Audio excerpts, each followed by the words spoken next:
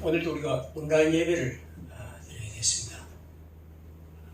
가정에서 예배를 드리는 분들이나 또 나와서 하는 예배를 드리는 분들, 우리 다 같은 그런 심정으로 또 하나님 성령 안에서 함께 예배해야 할 것입니다. 여기 오신 분들 앉으실 때 거기에 그 표시에 그 카드 붙여놓은 그 자리에 중심으로 앉으시고 어쨌든 좀 거리 두기를 할 수 있도록 그렇게 하면 되겠습니다. 고맙습니다.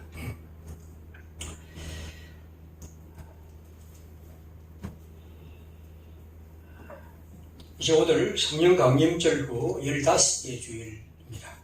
우리 함께 마음을 모아 하나님께 예배드리겠습니다. 찬송가 548장을 1절과 3절 함께 일어나서 보겠습니다.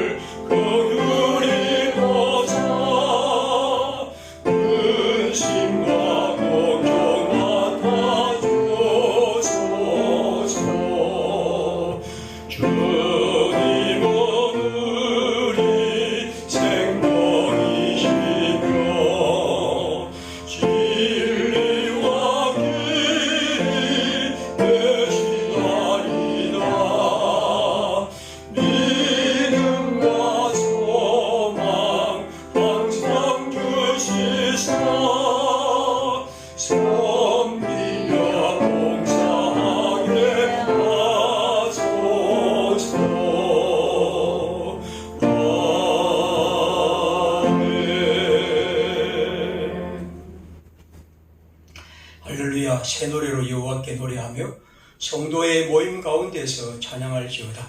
이스라엘은 자기를 지으신 이로 말미암아 즐거워하며 시온의 주민은 그들의 왕으로 말미암아 즐거워할지어다. 그들의 왕들은 기록한 판결대로 그들에게 시행할지라. 이러한 영광은 그의 모든 성도에게 있도다. 할렐루야. 아멘.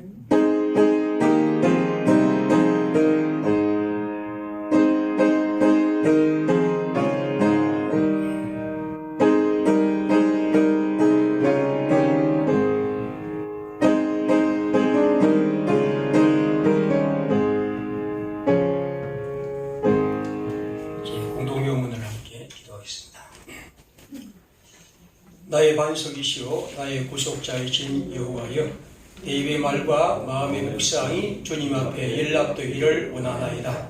이 땅에 하나님의 위로가 임하게 하소서. 코로나19 환자들과 방역대를 향한 비난의 소리와 부정적인 시각이 사라지게 하시고 공감과 긍휼의 마음이 일어나게 하소서. 평화교회 성도 가운데 주님의 소망이 임하게 하소서. 어려운 시기에 미혹한 영이 일어나 우리의 마음을 병들게 하려 합니다. 예수 이름의 능력으로 떠나가게 하시고 결코 끊을 수 없는 하나님의 사랑을 기억해 하소서. 온라인 예배를 드리지만 모든 성도들이 갈망한 마음으로 준비하여 어느 때보다 마음 다해 예배하는 예배자들이 되게 하소서. 비록 서로의 얼굴을 대하지 못하지만 한국교회 모든 예배와 모임에 성령의 역사로 회개운동, 기도운동이 일어나게 하소서. 어려운 상황 속에서도 하나님과 함께 하기를 힘썼던 요셉처럼 거룩함과 성결함으로 하나님과 동행하여 한국교회가 선한 영향력을 나타내게 하소서. 우리의 소망 되시는 예수님의 이름으로 기도합니다. 아멘. 기도하였습니다.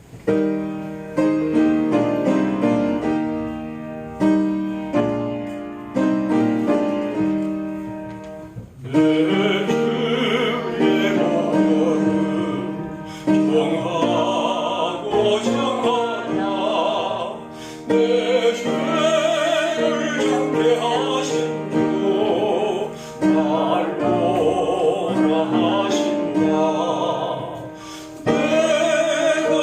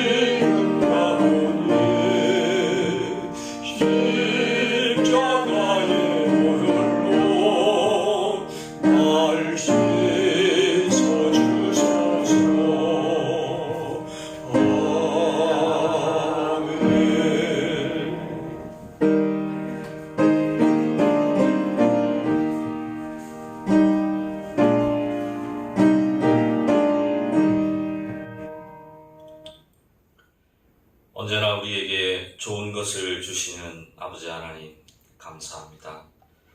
넘어지고 엎어지는 그 시간 속에서도 그래도 믿음을 지키며 여기까지 오게 하시니 감사합니다. 지난 세월 돌아보면 지금 살고 있는 이 모든 것이 주의 큰 은혜임을 고백합니다.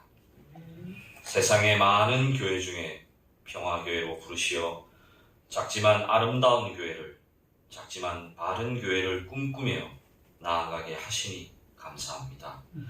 장마와 태풍 속에서도 안전하고 편안히 예배 드릴 수 있는 공간을 허락해 주시니 감사합니다.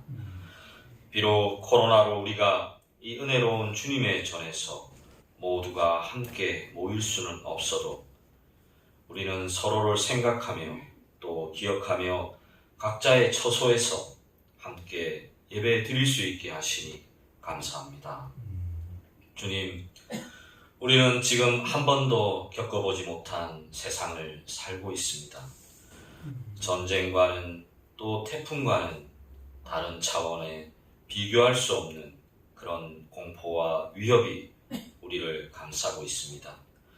불과 얼마 전까지 별 생각 없이 누리고 즐기던 우리의 일상이 이제는 아련한 추억처럼 되어가고 있습니다. 주님, 다시 한번 돌아봅니다. 우리의 삶을, 우리의 생활을, 또 우리의 생각들을. 코로나가 드러낸 우리 교회의 부끄러운 생각과 그런 행위들은 우리로 하여금 많은 생각을 하게 합니다. 우리의 믿음은 무엇일까요? 우리의 기도는 무엇일까요? 우리의 교회는 무엇일까요? 우리가 믿는 교인인 그리스도인 우리는 어떤 모습으로 살아야 할까요? 우리의 교회는 어떤 공동체가 되어야 할까요? 주님, 이러한 물음과 회개와 질책 속에서 우리의 교회의 생활과 믿음의 생활을, 우리 사회의 생활을 다시 한번 돌아보게 하시옵소서. 주님, 저희에게 믿음을 주시옵소서. 하나님 나라를 향한 믿음을 주시옵소서.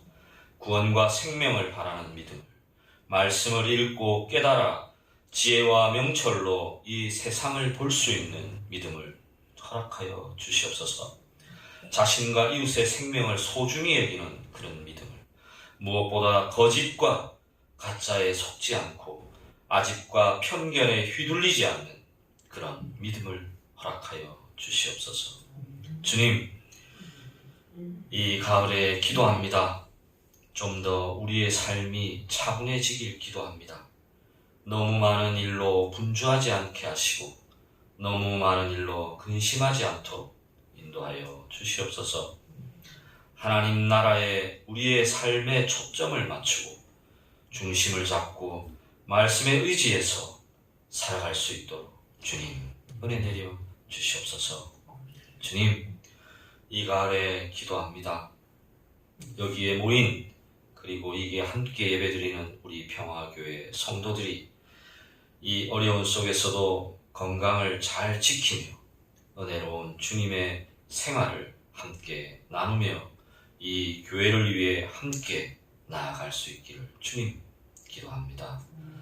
이제 예배를 시작합니다. 우리가 어디에 있든지 이 예배를 통해서 주님이 주시는 은혜를 받게 하시고 목사님의 말씀을 통해서 우리의 삶을, 우리의 교회를 어떻게 꾸려가고 함께 이루어갈지 다시 한번 은혜 받는, 다시 한번 결단하는 그런 시간이 될 수 있도록 주님 인도하여 주시옵소서. 이 예배를 준비하기 위해 많은 우리 성도들이 함께 노력하고 준비하고 있습니다. 그 준비하는 손길들 위해 특별히 은혜 내려 주시옵소서. 이 모든 말씀 예수님 이름으로 기도드립니다. 아멘.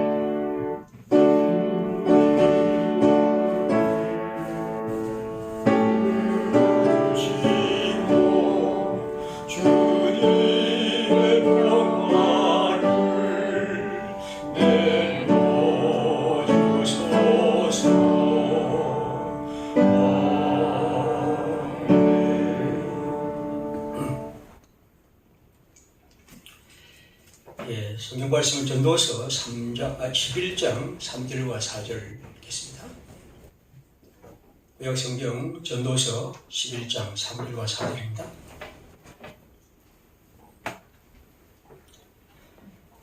구름에 비가 가득하면 땅에 쏟아지며 나무가 나무로나 북으로나 쓰러지면 그 쓰러진 곳에 그냥 있으리라.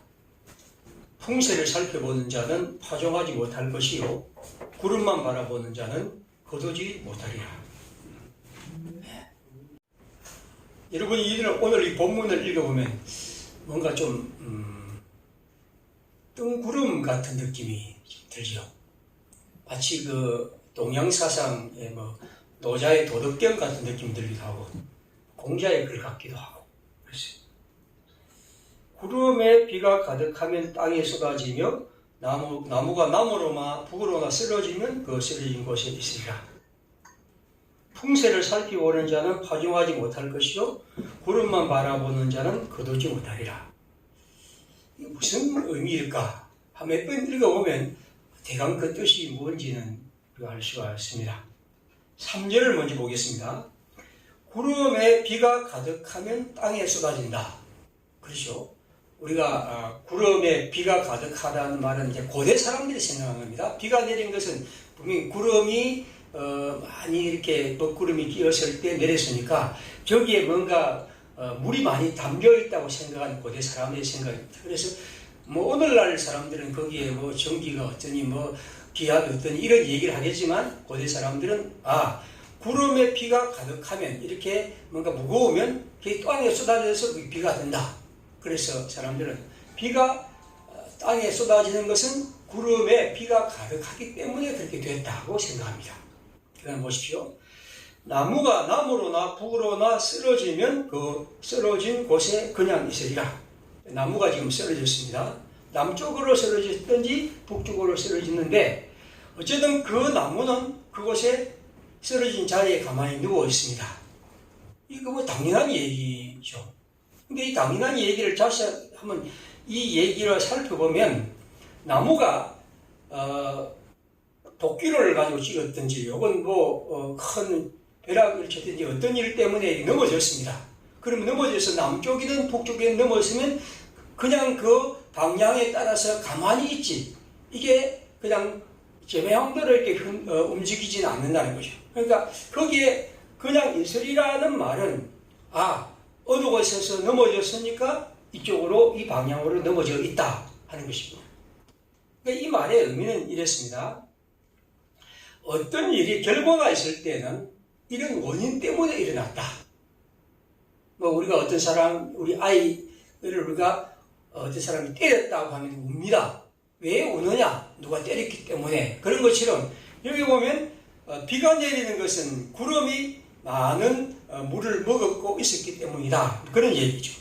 그러니까 이 성경의 의미는 어떤 일의 문제를 살펴보면 어떤 결과가 있으면 그 원인이 이러이러한 것이기 때문에 그렇다. 그래서 우리는 어떤 것을 알기 위해서는 그 원인을 보기도 하고 그렇게 해서 그 문제를 연결해서 그 문제를 파악하는 거죠.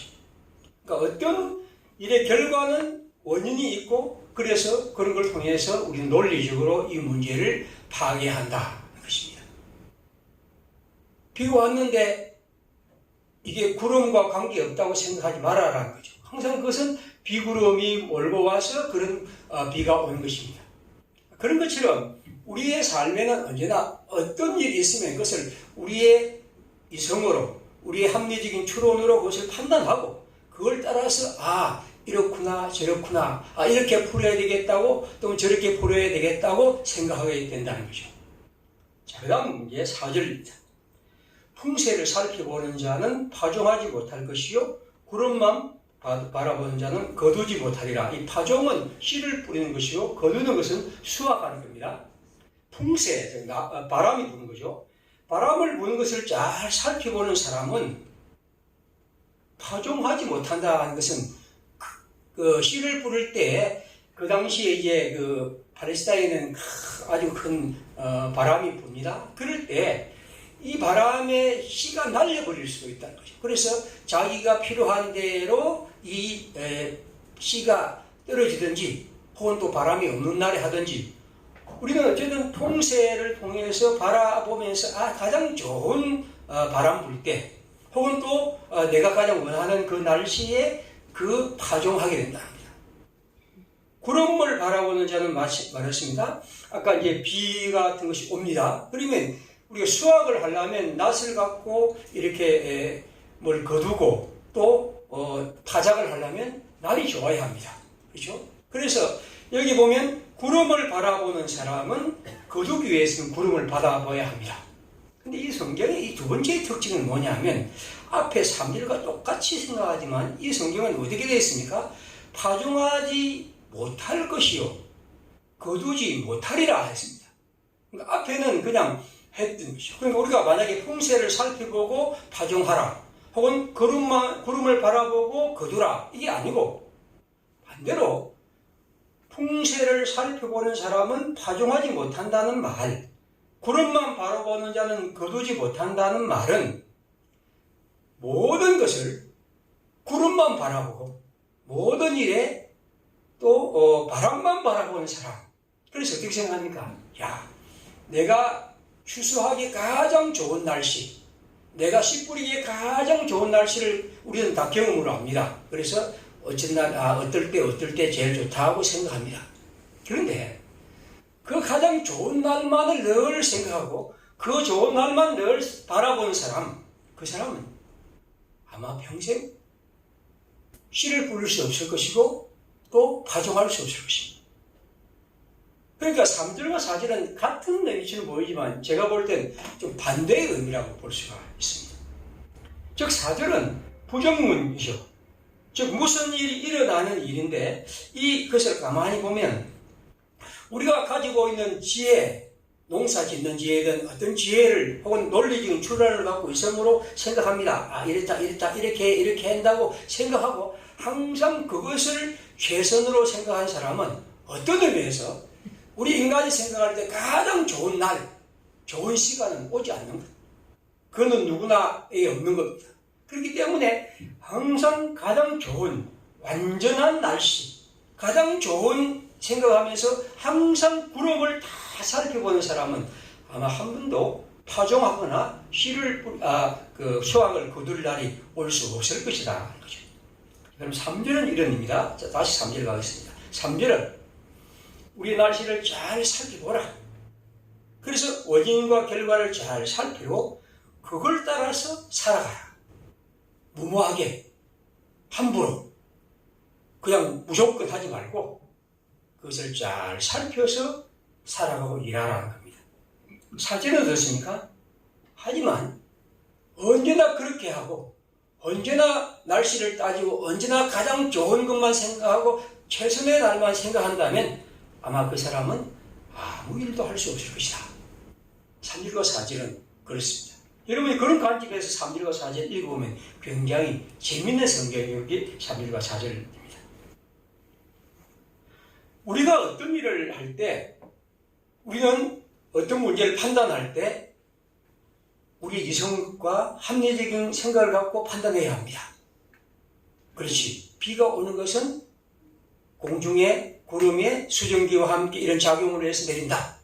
그래서 일기예보를 보면 몰려오고 기압이 어떻고 해서 그것이 내린다. 오늘날 사람들이 그렇게 합니다. 그런 것처럼 우리는 어떤 문제를 다룰 때 언제나 이런 합리적이고 이성적인 논리를 통해서 문제를 파악해야 합니다.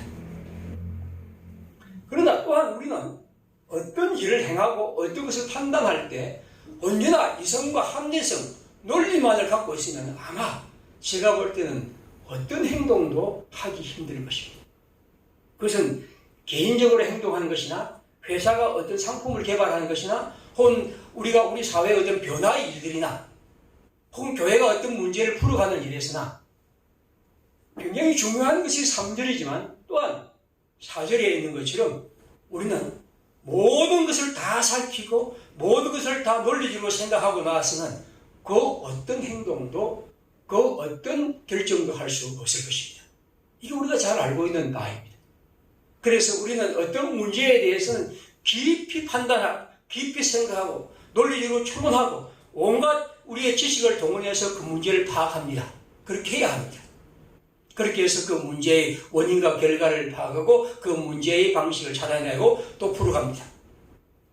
그러나 또한 어떤 일에서는 우리가 그런 것을 동원하지만 때로는 우리의 직관, 우리의 정서, 또 우리가 어떤 문제를 생각할 때 그것을 한번 이성과 합리를 그냥 두고 멀리 떨어져서 생각해 보는 거죠. 그리고 판단해 보는 거죠. 그래서 그 의미를 또 새롭게 하는 그런 방식이 있습니다. 정광훈과 한국 기독교의 얘기를 제가 4번째 오늘을 합니다. 다시 말씀드리면 그 사람이 무슨 중요한 사람이라고 해서 아니고 그가 지금 우리 사회에 던진 이 문제가 어떻게 보면 우리 기독교의 문제이기도 하고 이 세상에 비친 기독교의 문제이기도 하고 또 우리 자신을 살펴볼 수 있는 기회이기 때문입니다. 그럼 4번째 제가 오늘 말씀드리고 싶은 것은 이 본문을 선택한 이유는 그렇습니다. 첫 번째 3절과의 관계에서 보겠습니다. 그리스도인들은 어떤 문제를 보고 듣고 판단하고 행동할 때 우리는 그것을 우리가 갖고 있는 건강한 이성과 논리와 합리적인 생각을 가져야 합니다. 근데 제가 볼 때는 지금 정광훈 현상은 우리 기독교가 도대체 그런 것이 거의 사라진 사람들의 집단처럼 보이고 있다는 거죠. 참 슬프고 부끄럽고 참담한 일이지만 이 사람의 별명이 빤스 목사입니다. 이게 있을 수 있는 일입니까? 여러분 아시다시피 제가 이런 것을 설명하기도 참 부끄러운 일입니다. 어떻게 그런 얘기를 목사가 사람들을 모아놓고 설교를 합시고 한단 말이죠. 그리고 그 얘기를 사람들이 듣고 아멘 한단 말이죠. 이게 어떻게 가능합니까? 3절은 분명히 말합니다. 어떤 일이 있으면 그 어떤 일의 원인과 결과를 따지고 그 속에서 우리가 합리적인 판단을 해야 합니다. 신앙이란 것이 어떻게 그렇게 우둔하고 무식하고 어리석고 무슨 유치원 아이도 안 되는 이런 식으로 우리를 몰아넣는다면 이게 어떻게 신앙일 수 있냐는 거죠. 그런데 건강한 현상은 바로 우리로 기독교 자체가 오늘 여기에서 우리가 갖고 있는 이런 우둔한 그런 것에 우리가 빠지고 있지 않는가, 신앙이라는 이름으로 한 것을 굉장히 절실하게 생각해야 합니다. 그리고 저는 이것이 정광훈 씨 혼자의 일탈이 아니고 오늘 수많은 기독교의 설교 가운데서 그리고 선포하고 성도들도 거기에서 그냥 무조건 아멘 하는 형태가 굉장히 많습니다. 뭐 알다시피 여러분이 텔레비전의 설교들을 보십시오. 물론 모든 설교가 제가 그렇다는 건 아닙니다. 그러나 상당수의 많은 사람들은 도대체 이걸 어떻게 하나님의 말씀이라고 말할 수 있으며 거기에 또 사람들이 하나같이 아멘이라고 응답하고 있느냐 하는 거죠. 야, 이게 어떤 일이에요? 어떨 때는 교회당을 짓기 위해서 헌금한다고 하면서 사람들 이상한 말을 통해서 뭐 기동 헌금이니 뭐 어떻게 얘기를 하고 그렇게 해서 사람들을 현혹하는 거죠. 그게 어떻게 가능한 일이냐? 그건 여러분 경영술입니다. 그리고 사람들을 심리적으로 아주 업하게 해서 거기에서 참여하는 거죠.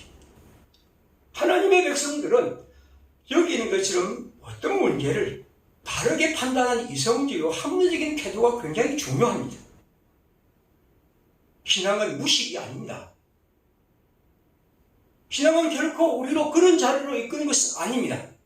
그런데 오늘날 저는 이 정광훈 현상에서 한국 기독교의 수많은 형태가 이제는 더 이상 성경도 잘 읽지 않고 성경을 읽어도 문자적으로 그냥 거기에 매진해버리고 그래서 한 번도 자기 스스로 성경을 읽어보려는 노력을 하지 않는 것. 그래서 아무도 질문하지 않고 그래서 그냥 그대로 이 땅에서 성경은 마치 선반 위에 아주 멋진 책처럼 꽂혀있지 않느냐 하는 것입니다. 하나님의 성령이 우리를 지키시기에 코로나에 안 걸린다. 아주 대놓고 그렇게 얘기를 합니다. 그게 어떻게 가능한 일입니까? 우리가 앞선 성경에 보면 하나님의 사람들이 얼마나 병에 많이 걸렸습니까? 하나님이 지켜주지 않아서 그렇습니까? 왜 그런 얘기를 무지막지하게 하고 거기에서 성도들은 아멘이라고 응답하고 있느냐 하는 거죠. 성경의 언어라는 것은, 성경이라는 것은 설교자가, 제가 설교를 지금까지 엄청 수십 년 했지만 항상 좀 죄송한 마음을 갖고, 그리고 항상 헤매는 마음으로 옵니다. 왜냐하면 성경이라는 것은 우리가 얘기할 때 그 성경을 말하는 것은 우리가 이 세상에서 그냥 텔레비전에 많이 나오는 사람들이 대답하듯이 그렇게 할 수 있는 건 아니지 않습니까? 아무리 설교가 엉망이라 할지라도 그래도 그 설교자는 거기에 하나님의 심정을 실어서 한다고 할 때 우리가 어떻게 그렇게 함부로 말할 수 있으며 또 거기에 대해서 그냥 마음대로 말할 수 있느냐는 거죠. 이분이 보네프의 얘기를 굉장히 많이 했는데, 솔직히 제가 이 신학을 공부하기 들어가서 굉장히 헤매다 어느 날 한 1년 좀 안 돼서 보네프의 책을 어디서 봤습니다. 나를 따르라 하는, 지금도 그가 제가 70년대 갖고 있는 책을 갖고 있는데, 그걸 읽고 저는 성경이 이런 거구나, 그리스도인이 이렇게 사는 거구나, 엄청난 충격을 받았습니다. 제가 그럴 때부터 교회를 다녔는데 그때 20세 초에 제가 그 책을 읽으면서 저는 거의 하나님의 말씀이 이렇고 예수의 제자가 이렇다는 것을 처음 제가 깊이 깨달았죠. 근데 그 보네프의 얘기를 그분이 뒤에 붙여놓고 있는 것이 뭐냐면 그렇게 붙여놨더라고요. 미친 운전사가 운전대를 잡지 말게 하고 뭐 그런 얘기를 쓰더라고요. 근데 제가 보네프의 책은 엄청나게 많이 봤습니다. 보네프의 책은 전집 8권, 그 외에 그러니까 설교집, 그 외에 또 여러 책들이 있습니다. 근데 여러분 그 얘기, 다시 말하면 보네프가 이런 얘기를 했다고 합니다. 독일 때 히틀러가 나치를 통해서 사람들을 이제 전역으로 몰아넣고 죽일 때 목사로서 그는 생각할 때, 이걸 그냥 두면 어떻게 할 것인가? 목사가 한 일이 뭐냐? 이 사람들이 미친 운전사가 마치 운전대를 잡고 자동차를 인도로 돌진해서 사람들을 죽였을 때 목사가 할 일은 뭔가? 그게 찬송 부르고 장례를 치를 사람인가? 난 그렇지 않다. 오히려 미친 운전사를 끄집어내고 그렇게 하는 것이 바람직한 것이다. 그렇게 해서 그가 히틀러의 암살 음모에 가담했다. 그런 얘기가 있습니다. 물론 보네프 자체의 글에는 그런 글이 없습니다. 후대 사람들이 이러저런 얘기를 하는데, 그것이 후대의 글이든 현재의 글이든 저는 이렇게 생각하죠. 보네프가 그렇게 말했을 때는 제가 보네프의 글을 읽어보면 얼마나 큰 고뇌의 얘기. 왜냐하면 여러분, 목사가 그가 아무리 악한 자일지라도 그를 죽이는 일에 가담하는 것은 굉장히 힘든 일이 않습니까? 예수님은 원수를 사랑하라 하기도 하고 그렇게 했는데 어떻게 그 일에 참여합니까?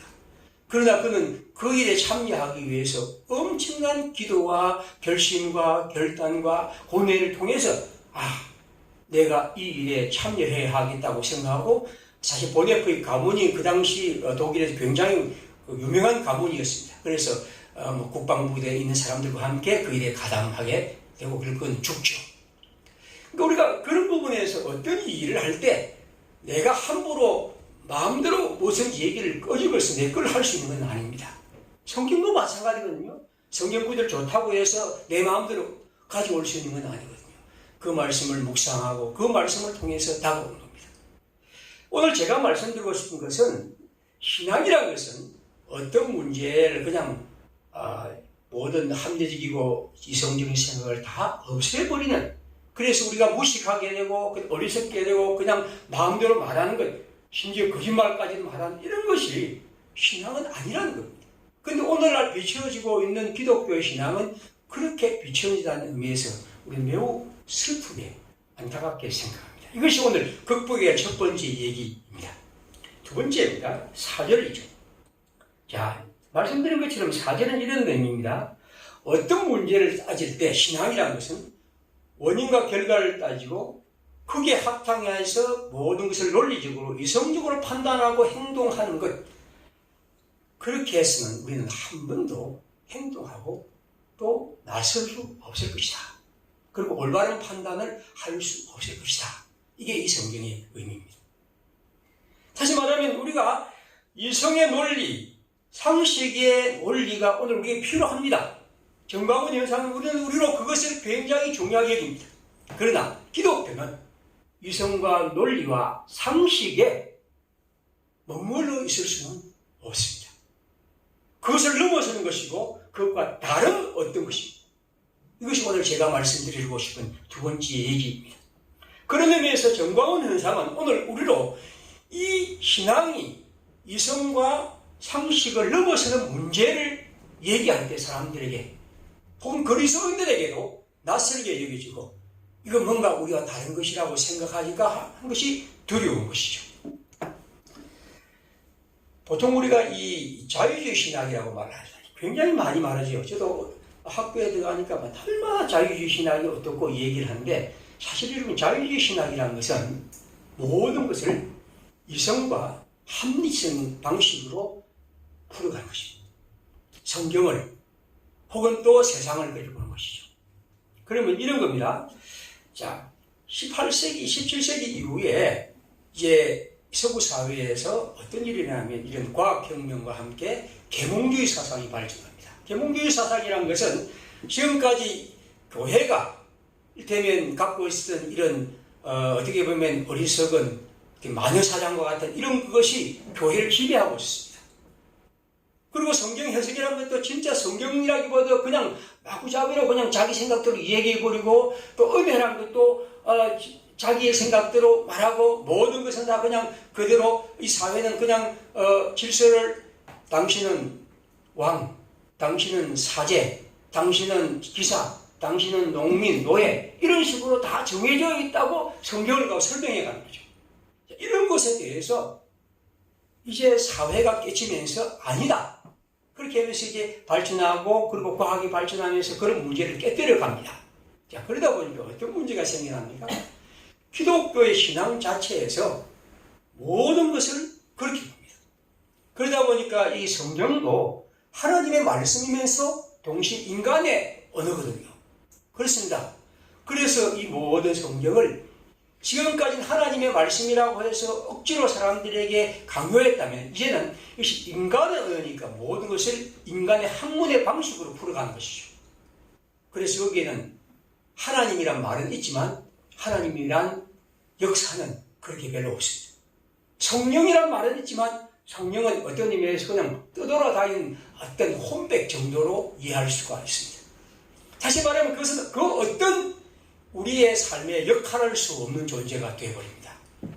저는 이것이 이유는 있다고 봅니다. 왜냐하면 기독교의 신학이라는 것이 지금까지 너무 무지막지하게 성경을 이해했고 사람들을 강요했기 때문에 그러한 것이 필요하다고 봅니다. 하지만 그 반대로 신앙과 신학이 성경을 해석하는 학문이 신학이 모든 것이 하나님이라는 것이 사라져버리고 성경이라는 것이 그렇게 큰 의미가 없어지게 될 때 나타난 문제는 굉장히 큰 문제가 되겠죠. 그래서 여러분 자유주의 신학이라는 것은 궁극적으로 바로 그런 의미를 말하는 것이 오늘날 우리 사회에 그렇게 자유주의 신학은 그렇게 많지는 않습니다. 자, 보십시오. 우리는 학문은 분명히 과학이하고 어떻게 보면 논리적이어야 합니다.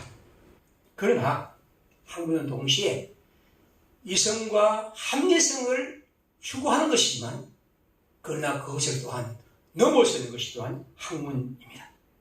여러분 인문학이라는 것은 사실상 자연과학에 비하면 학문이 아닐 수 있습니다. 왜냐하면 과학이 아니니까요.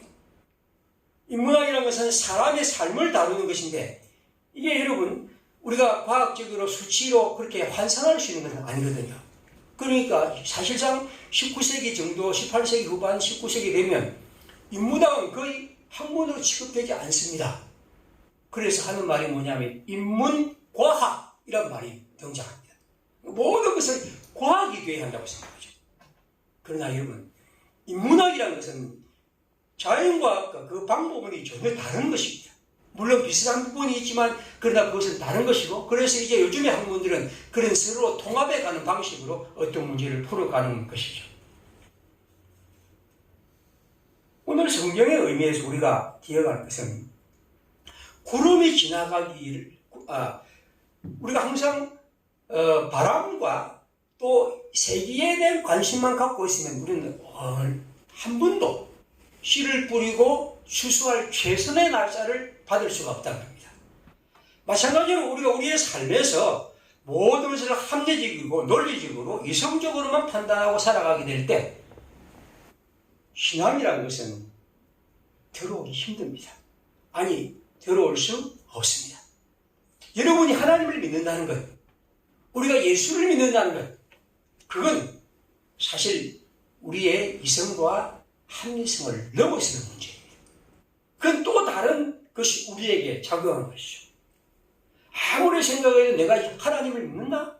내가 성령을 의지한다? 우리가 이거 기도한다? 이건 이성과 논리로 따지자면 어리석은 것이고 아무 의미 없는 것이고 가치 없는 것입니다.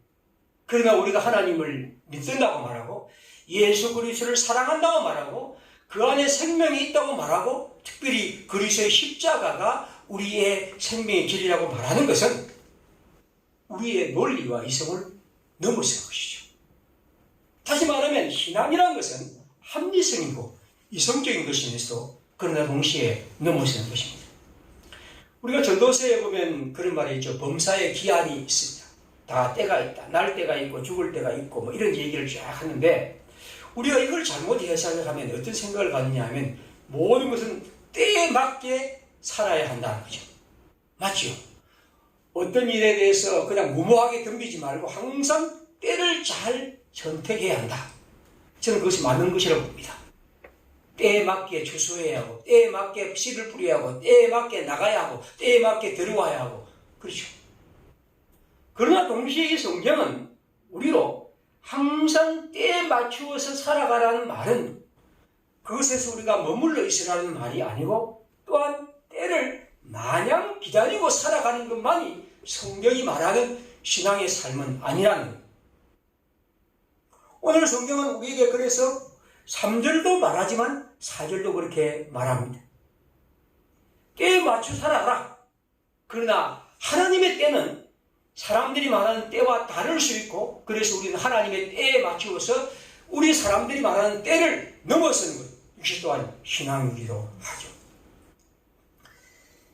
대통령이 지난 교회 지도자들을 모아서 오찬을 하면서 이런 얘기를 했습니다. 방역은 신앙의 영역이 아니고 과학의 영역입니다. 그래서 그런 부탁이죠. 저는 이것이 맞는 말이라고 첫 번째 봅니다. 방역은 신앙의 영역이 아니고 과학의 영역입니다. 질병관리청이 만들어지고 거기에 따라서 우리는 이렇게 같이 거기에 맞춰서 해야 합니다. 그래서 과학의 영역이 분명합니다. 그렇지 않고 함부로 우리가 그것을 신앙의 영역이라고 해서는 안 됩니다. 하지만 또한 대통령의 말은 우리가 받아들이기에는 반점의 진리이기도 하죠. 왜냐하면 방역은 신앙의 영역이기도 합니다. 물론 우리는 이 신앙의 영역을 대통령에게나 혹은 또 관리들에게나 혹은 다른 사람에게 강요할 수는 없습니다. 강요해서도 안 됩니다.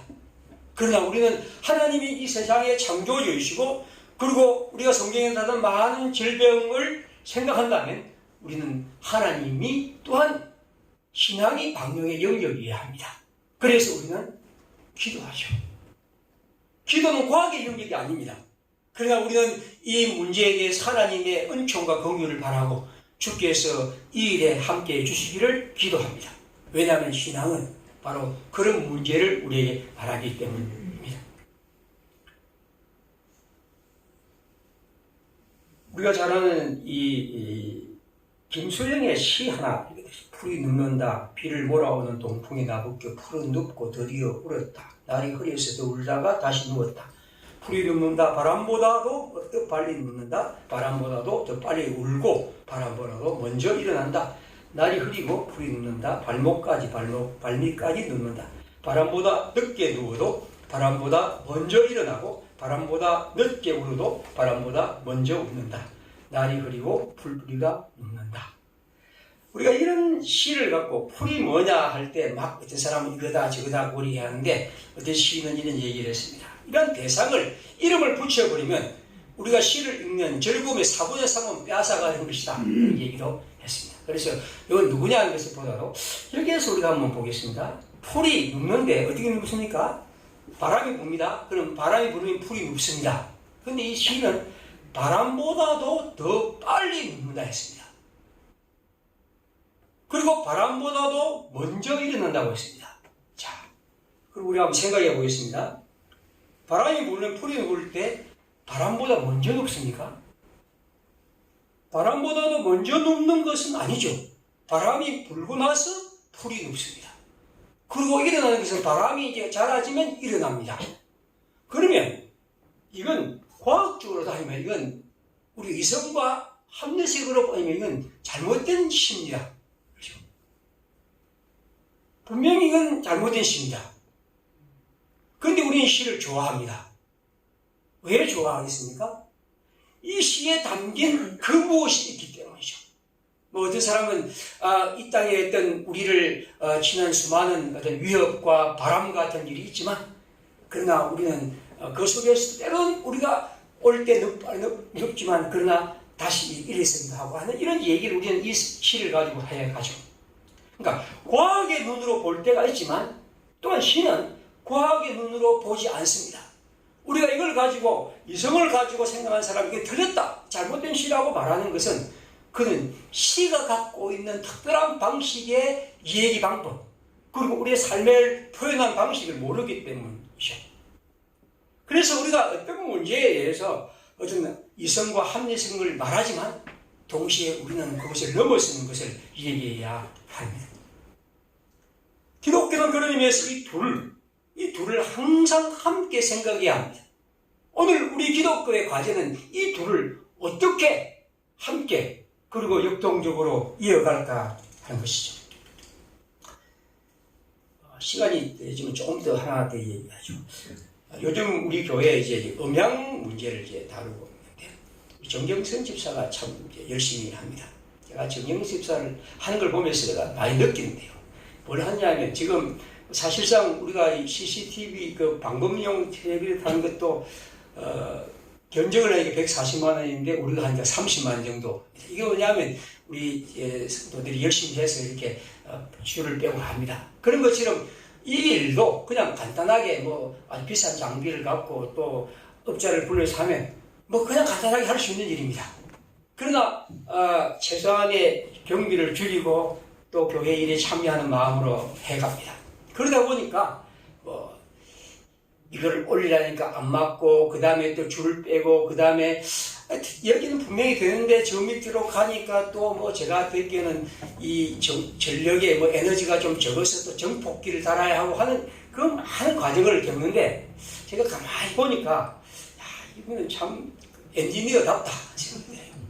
왜냐하면 하나하나 따지고 들어가는데 요 문제가 있으면 제 같으면 못하겠는데 하고 싶은데 또 들어가고 또 생각하고 또 살피고 또 다시 문제를 갖고 또 벌써 조그만걸 사와서 또 붙이기도 하고 그렇게 해서 계속 만들어 갑니다. 오늘 또 할 것 같은데 이게 뭐냐면 어떤 문제를 볼 때 원인과 결과를 보고 그리고 그것을 이성적으로 합리적으로 판단해 보는 노력, 이게 굉장히 중요한 것이죠. 왜냐하면 사물을 그렇게 봐야 하는 거예요. 이게 우리가 살아가는 삶의 방식입니다. 하지만 또한 우리들은 이 세상에서 그것을 또 넘어서는 방식으로 세상을 보아야 하고 사물을 보아야 할 때도 또 있습니다. 하나님의 신앙이라는 것도 항상 그렇습니다. 제가 하고 싶은 것 중에 하나가 뭐냐면 각주가 있는 성경 해설, 그러니까 어떤 성경을 하나 쓰고 싶습니다. 성경 누가복음 특별히 하면 나하고는 또 어떤 본문을 쓰고 싶습니다.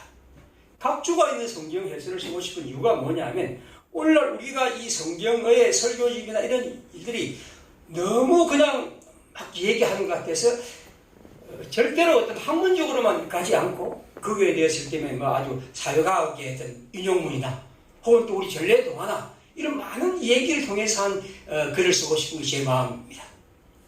지금 하고 있는 중인데 어쨌든 우리가 살아가는 가운데 이 어떤 사실, 어떤 것을 알아고 또 판단하고 행동하는 데는 이 두 가지가 언제나 공존하고 있다는 것이 우리가 특별히 생각해야 합니다. 오늘 제가 거기 파스칼의 팡세를 꽤 많이 주보에 인용해 드리는 이랬습니다. 당신들은 교회에 대한 민중의 신뢰를 남용하여 그들을 믿게 한다. 이게 뭐냐면 그 당시 파스카에 볼 때 이 사제들이 교회를 한 또 사제를 향한 신뢰가 많기 때문에 민중들이 그걸 갖고 아주 미신과 잘못된 것을 끌고 가고 있다는 것입니다. 지나친 순종 탓으로 사람들을 책망해야 할 때가 많다. 이것은 불신앙과 마찬가지로 극히 해롭다. 무조건 믿어버리고 무조건 신뢰하고 파스카를 말합니다. 그건 아니다. 이 불신앙 못지않게 잘못된 것이다. 오늘 우리가 비슷한 것입니다. 그 다음 보십시오. 이성의 최후의 한 걸음은 이성을 초월하는 사물들이 무한히 존재한다는 것을 인정하는 것이다. 이것을 아는 데까지 이르지 않는다면 이성은 허약할 뿐이다. 우리 이성이라고 하는 것은 이 이성의 논리를 초월하는 그 일이 수많이 있다는 것을 인정해야 합니다. 그리고 우리는 그것을 알고 있습니다. 그런데 우리는 신앙까지도 항상 이성과 논리를 갖고 설명하면서 사람들을 그것이 되지 않으면 하나님을 믿지 않는다고 말하죠. 이성의 부인보다 이성에 더 합치되는 것은 없다. 만약 기적이 없었다면 나는 기독교도가 되지 않았을 것이다. 기적을 부인하면서 합리적으로 믿는다는 것은 불가능하다. 하나님을 느끼는 것은 심정이지 이성이 아니다. 이것이 신앙이다. 이성이 아니라 심정으로 느끼진 하나님. 하나님을 믿고 하나님을 만나는 것은 이성보다도 심정. 이 애매한 말을 통해서 파스칼은 우리가 하나님 만나는 방식을 말합니다. 그래서 그는 이렇게 말합니다. 이성의 복종과 이용, 참된 기독교는 이것으로 소문된다. 우리는 이성을 좋아해야 하고 이성을 따라야 합니다. 그러나 이성은 또한 하나님에서도 복종하고 또 그것을 넘어서는 것이죠. 두 극단, 이성을 배제하는 것과 이성만을 인정하는 것. 만약 모든 것을 이성에 복종시킨다면 우리 종교는 아무런 신비로운 것도 없을 것이다. 믿는 데는 세 가지 방법이 있다. 이성, 습관, 영감이다. 그런 얘기를 하죠. 그래서 그는 십자가의 얘기는 결국에서 우리가 믿을 수 있는 것은 이성과 습관과 그보다도 영감, 하나님의 심정이라고 말합니다. 말씀을 맺겠습니다. 먼저부터 한번 그랬습니다. 설교의 제목 잡기가 굉장히 어려운 것이 오늘 본문입니다. 그래서 제가 한 10번 정도 바꾸었는데 방문도 바꿨습니다. 이 제목은 주보에 있는 것과 좀 다르게 바람을 살펴 살고 바람에 거슬러 살고 우리는 바람을 살펴서 그 바람을 따라서 일하고 그 바람의 세계에 대해서 맞추어서 살아가는 이성과 합리적인 삶이 필요합니다. 그러나 또한 우리는 바람을 거슬러서 우리가 살아가는 하나님의 신앙의 삶도 필요합니다. 오늘 우리들의 삶에서 바로 이 두 가지 얘기죠. 그래서 11장 1절에는 이런 얘기했죠. 너는 내 떡을 물 위에 던져라. 일어날 후에 도로 찾으리라. 이 신비로운 단어도 그런 의미를 담고 있습니다. 우리 모두 하나님의 신앙을 가진 사람으로서 항상 이성과 합리적인 삶, 이것을 늘 사랑하고 무모하지 않게 어리석지 않게 살아가야 합니다. 그와 함께 우리는 그것을 넘어선 하나님을 심정으로 만나고 하나님 안에서 우리 전체로 만나는 그런 삶, 바로 이것이 그리스도인의 삶이죠. 자주 인용하는 파스칼의 말입니다. 참된 기독교도처럼 행복하고 합리적이고 경망이 있고 사랑할 만한 사람은 없다. 우리는 그런 사랑을 꿈꾸며 살아갑니다. 함께 시간 기도하겠습니다. 우리의 삶에서 하나님을 믿는 믿음, 특별히 믿음을 따라서 우리가 맑은 정신으로 살아갈 수 있도록 주님 우리에게 주시고 이 두 가지가 항상 우리의 삶에서 역동적으로 엮어서 살아가고 특별히 한국 기독교가 이런 현상, 지금 이 문제를 통해서 하나님을 믿는 믿음의 방식을 예수 그리스도 하나님 말씀 안에서 바르게 찾고 또 나아갈 수 있도록 주님 인도해 주시고 이것이 이론이 아니라 우리의 삶에 아름답게 힘있게 엮어지기를 함께 기도하겠습니다. 기도합시다.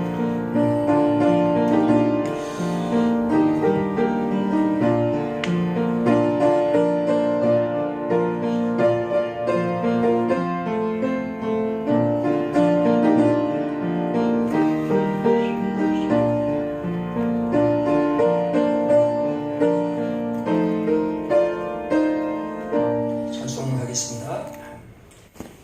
496장 1절과 3절 하겠습니다.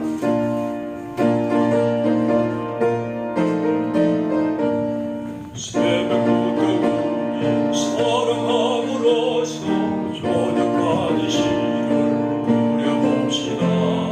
열매 차차이고 곡식 거둘 때에 기쁨으로 나를 거두리로다. 거두리로다. 거두리로다. 기쁨으로 나를 거두리로다. 거두리로다. 거두리로다.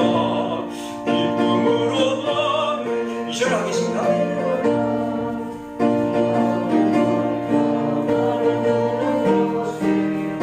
내지 말고 부려봅시다. 일을 마치고 곡식 거둘 때에 기쁨으로 나를 거두리로다. 거두리로다. 거두리로다. 기쁨으로 나를 거두리로다. 거두리로다.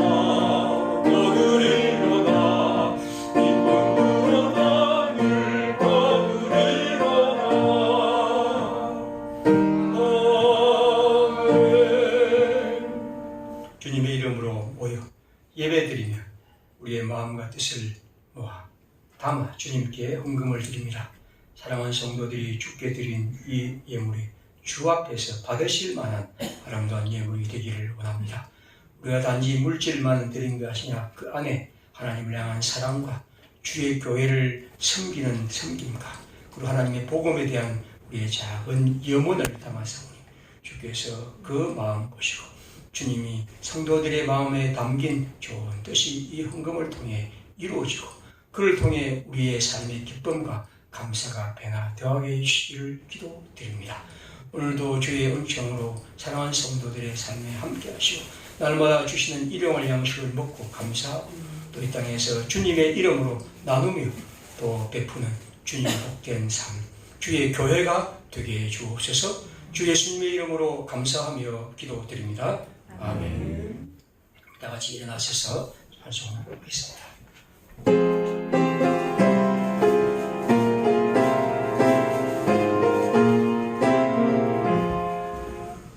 같은 범부는 구주를 섬기고 문영은 구하는 거라 잘 인도하리라.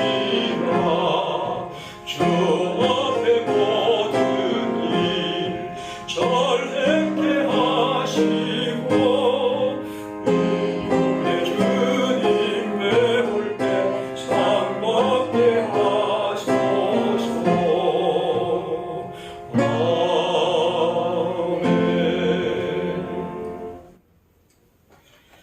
우리의 길과 진리와 생명이신 주 예수 그리스도의 은혜와 하나님 아버지의 크신 사랑과 성령의 역사하심, 이 주님께 예배하는 주의 백성들과 우리의 처소에서 하나님의 이름을 부르는 주님의 백성들과 우리의 앞날 후에 늘 함께 계실지어다. 아멘.